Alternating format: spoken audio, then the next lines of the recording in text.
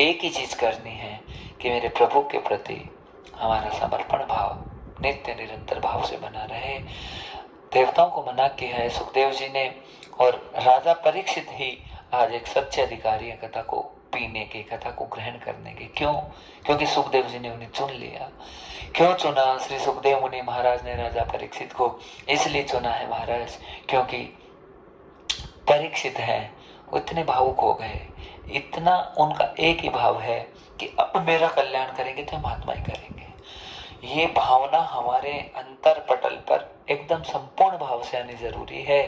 हम किसी भी शास्त्र को ग्रहण करने जा रहे हैं, अपने गुरु के प्रति, अपने स्वामी के प्रति, अपने भगवान के प्रति, अपने भागवत जी के प्रति जब तक हमारे पूरे पूरे भाव जागृत नहीं होंगे तब तक वो कथा हमें कभी कोई लाभ नहीं दे सकती है। कथा का लाभ तभी प्राप्त होगा जब अनन्य अनन्य भाव हमारे कथा के प्रति संपूर्ण समर्पित हो कि बस अब मेरा भला, अब मेरा बुरा गुरुदेव भगवान के हाथ में है। सदगुरु जो करेगा वही होगा। हम जब डॉक्टर के पास जाते हैं तो हमारे पास प्रश्न नहीं होते भक्तजनों कि डॉक्टर साहब हमारा इलाज कैसे करेंगे। अब हमारा जीवन तो डॉक्टर साहब के भरोसे हो जाता है, पर उसमें भी हमारे विश्वास का सबसे बड़ा खेल होता है। 1 दिन, 2 दिन, 3 दिन, 4 दिन, हाँ, हम जो समय स्पेंड करते हैं, बिताते हैं किसी के साथ में, तो उससे हमें पता चल जाता है कि अब हमारा अच्छा होने वाला है या बुरा होने वाला है। इसी प्रकार से हमें भी कभी भी सदगुरु के सामने जब भी हम जाएं तो पहले उनका परीक्षण जरूर करना चाहिए।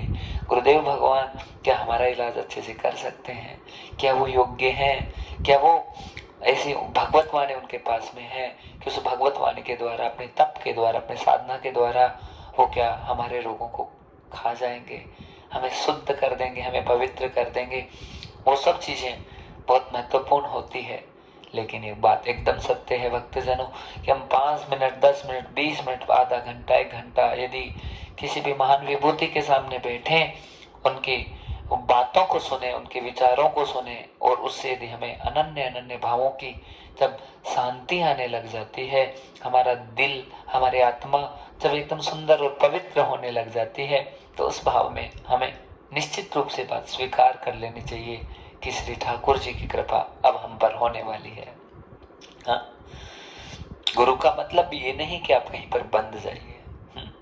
गुरु का मतलब है कि बस हम जिनको अपना मान लेते हैं उसे दिल से मानना चाहिए, या तो माने नहीं, माने तो दिल से माने।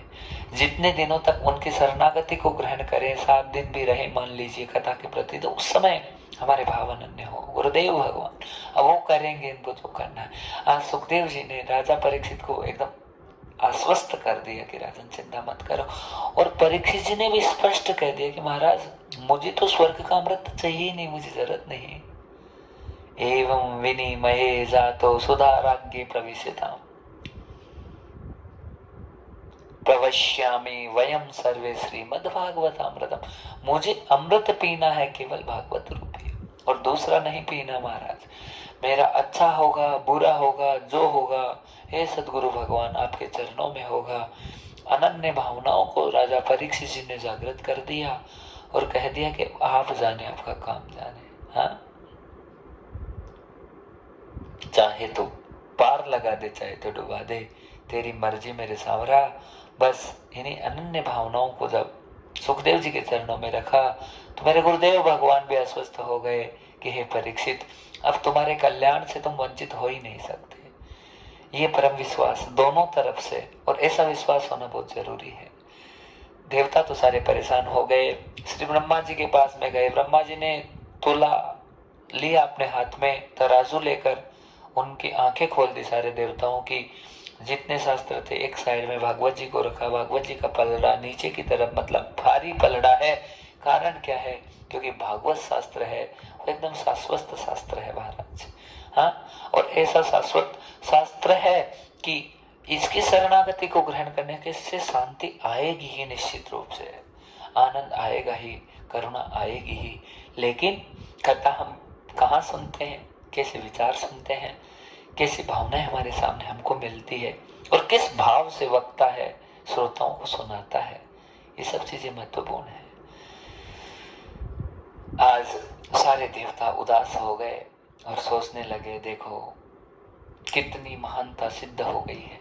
अरे हम तो केवल अपने स्वार्थ के लिए गए थे, लेकिन जिसको जो प्रसाद लिखा हुआ उसे ही प्राप्त हो सकता है, किसी और को नहीं।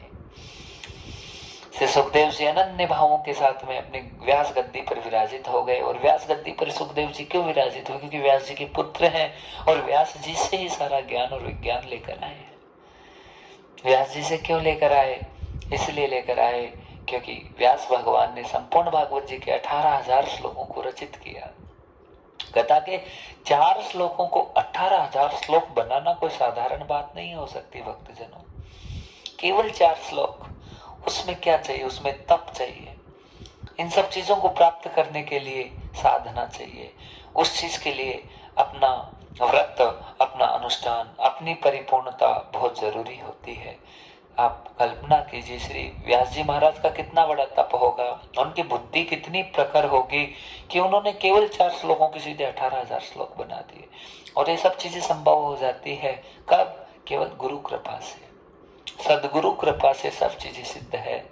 हाँ, बिना भगवत कृपा, बिना गोविंद कृपा, बिना गुरु कृपा के हमारे जीवन का कोई विकास हो ही नहीं सकता। हम जहाँ है वहाँ रुक जाएंगे, हम होल्ड हो जाएंगे, हम थम जाएंगे, आगे बढ़ ही नहीं पाएंगे। और बढ़ेंगे नहीं तो फिर क्या कर लेंगे बता दीजिए। हाँ, बढ़ने का मतलब धन से बढ़ना नहीं होता है। बढ़ने का मतलब केवल जो है शारीरिक रूप से बढ़ना नहीं होता है। बढ़ने का मतलब हर प्रकार का आनंद हमारे जीवन में रहे।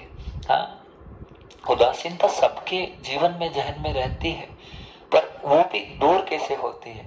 जब हम परमात्मा की शरणागति को ग्रहण करते हैं। सुखदेव जी ने राजा परीक्षित जी को बैठाया और बैठा के सीधा एक ही डायरेक्ट बात की कि राजन, तुम तो बहुत भाग्यशाली हो। ये अच्छी बातें हैं। जितनी सकारात्मक बातें वक्ता के मुख से निकलती है, भागवत उतनी महान हो जाती है। हाँ, होना जाना क्या है? हे श्री भगवान, हे गुरु भगवान, होना वही है जो विधाता चाहता है। उसे तो कोई मेट नहीं सकता, वो कभी मिट भी नहीं सकता। लेकिन हमें हमेशा हमारी सकारात्मक अप्रोच को अपने जीवन में, अपने समाज में, अपने राष्ट्र में, अपने देश में, अपने मातृभूमि के लिए रखना चाहिए। जितने सकारात्मक रूप से हम अपनी चीजों को रखते हैं, बस उतना हमारा जीवन महान होता है। सुखदेव जी ने सीधा शब्द की बोला, राजा 7 दिन है तुम्हारे पास में। हाँ, 7 दिवसे, 7 दिनों में राजन तुम्हारा हर प्रकार से कल्याण होगा। हाँ, तम भद्रम यदो मूलम, और मूल 7 दिन है, तुम्हारा हर प्रकार से भद्र होगा, कल्याण होगा। लेकिन क्या कि बस अब मैं तुम्हें मंत्र दे रहा हूं, मन में भगवान का स्मरण करो, परमात्मा का श्रवण, मेरी वाणी को तुम्हें सुनना है। लेकिन यहाँ सुनने को बैठोगे उससे पहले बस हरि का भजन करो, हरि का भजन करो। हाँ, और महाराज थोड़ा थोड़ा भजन भी होता है तो जीवन महान हो जाता है। हर जगह राम है, हर जगह गोविंद है, हर जगह परमात्मा है। बस हमारी भावना क्या होती है, तो हमें क्या कहना है? हम यदि ऐसे ही चले जाते हैं, आजन्म मात्रमपियेन सटेन किंचितम विद्याय सुख शास्त्र कथान पिताम चांडाल वच खरवद्वतंतेन नितम मिथ्या स्वजन्म जन्नी जनि दुख भागा। सुखदेव जी ने बड़ा सुंदर कहा, आजन्म मात्रमपियेन सटेन किंचितम। राजन, यदि मनुष्य जीवन मिल गया है, मनुष्य का शरीर जिसको प्राप्त हो गया, उसके बाद में भी यदि उसने थोड़ा भी सत्संग नहीं किया है, भागवत नहीं सुनी है, कथा में कभी प्रवेश उसका नहीं हुआ है, अरे उसका जीवन तो चांडाल के समान है। और राजन, उसे जीने का अधिकार है। वो तो केवल अपनी माँ को दुख देने के लिए धरती पर प्रकट हुआ है और एक दिन उसका सब कुछ खत्म हो जाएगा। हे राजन, हमने यदि मनुष्य के चोले को धारण किया है तो थोड़ा थोड़ा भजन जरूर करना चाहिए। सुखदेव जी महाराज ने थोड़ा कीर्तन किया है और कीर्तन करके कह रहे हैं, क्या कह रहे हैं? भगवान से कहोगे क्या जा करके, राम गुण गाया ना हरि गुण गाया, आ करके जग में आकर के भगवान से कहोगे क्या जा कर के, मेरे राम से कहोगे क्या जा कर के।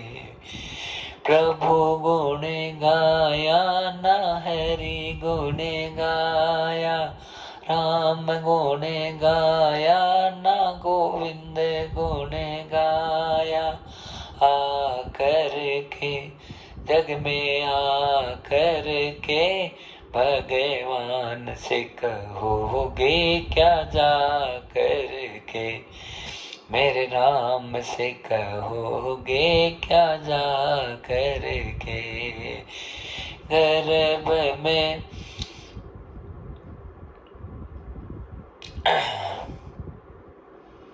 गर्भ में लटका नर कन सहनी, गर्भ पे अटका नर कहना सहनी, नर कहना सहनी। तब ही वचन धरे तूने प्राणी धरे तूने प्राणी। प्रभु ने कहा अंदर हो, भैया बाहर निकालूंगा तो क्या करोगे? प्रभु तुम्हारा भजन करूंगा। लेकिन माया में ऐसा उलझ जाता है जीव, सब भूल जाता है। भजन करूंगा चित लगा करके, भगवान से कहोगे क्या जा करके, मेरे राम से कहोगे क्या जा के।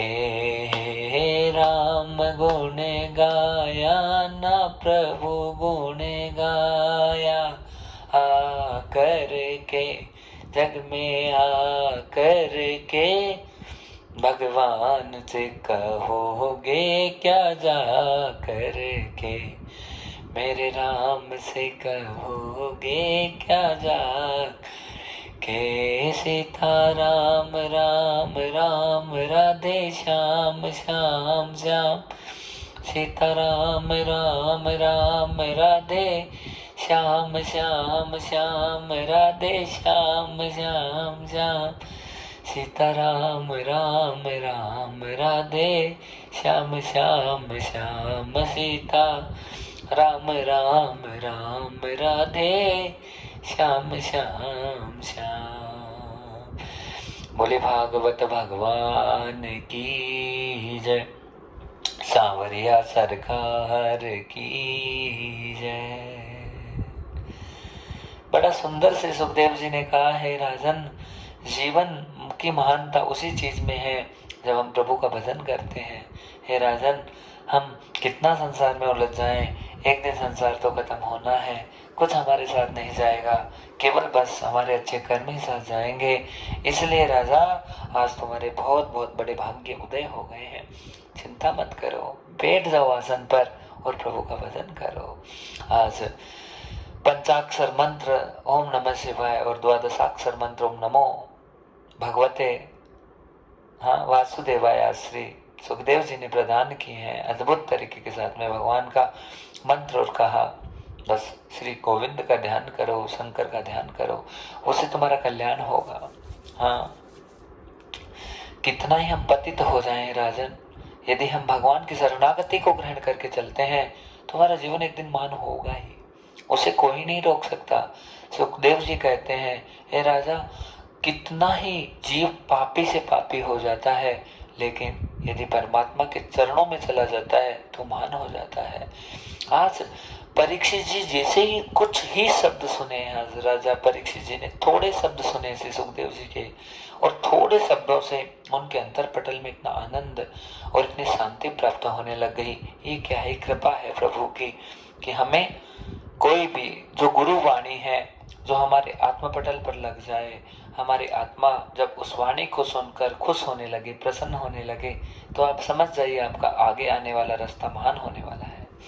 और उसकी महानता को हम केवल भगवान की वाणी से सिद्ध कर सकते, और ऐसा कोई माध्यम नहीं है जीवन में जिसके द्वारा हमारा कुछ अच्छा हो जाए। अच्छा होगा तो केवल और केवल बस भगवत वाणी से होगा। सुखदेव जी ने कहा, राजन आप मंत्र का जाप कीजिए और जो यहाँ से शब्द निकल रहे हैं उन सब शब्दों को ग्रहण कीजिए। आज सुखदेव जी कथा सुनाने के लिए बैठे और बड़ा सुंदर सुखदेव जी ने मंगलाचरण करना प्रारंभ किया और मंगलाचरण करेंगे, लेकिन उससे पहले भागवत जी के महात्म्य को बताया है श्री सुखदेव महाराज। हे राजा, जीवन में घोर से घोर विपत्ति आ जाए, घोर से घोर संकट आ जाए, केवल प्रभु का स्मरण और प्रभु की कथाएं हैं जीवन को